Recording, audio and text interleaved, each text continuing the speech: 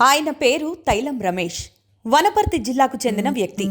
పీర్లగుట్టలోని బంధువుల ఇంటికొచ్చాడు. అప్పటి వరకు బాగానే ఉన్నాడు. సరదాగా గడిపాడు. అల్పాహారం కూడా తీసుకున్నాడు. ఇదిగో ఆ తర్వాతే ఏమైందో ఏమో తెలీదు.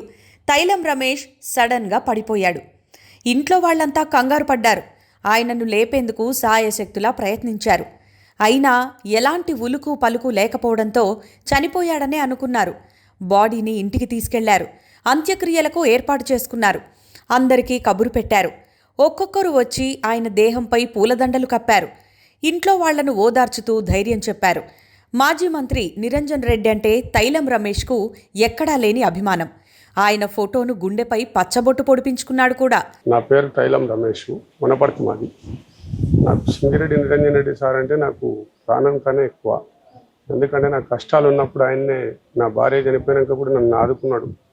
నాకు చాలా సార్ అంటే నా భార్య కన్నా ఎక్కువ ఇష్టం.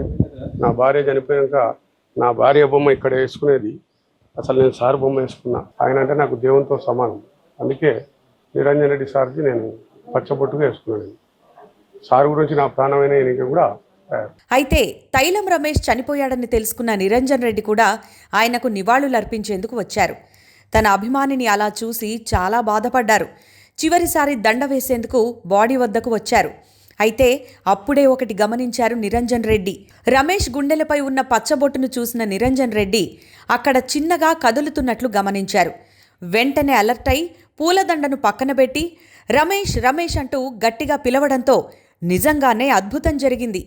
తన అభిమాన నాయకుడి స్వరం విన్న రమేష్ చిన్నగా కళ్ళు తెరిచి చూడటంతో కుటుంబ సభ్యులంతా ఆశ్చర్యపోయారు.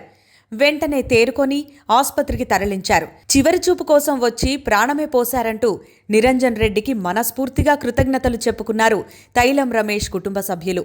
అభిమానంతో వేసుకున్న పచ్చబొట్టే ఆయనను కాపాడిందంటూ ఆ దేవుడికి కూడా దండం పెట్టుకున్నారు. చనిపోయాడనుకున్న కుటుంబ పెద్ద లేచి రావడం అంటే నిజంగానే అద్భుతం కదా.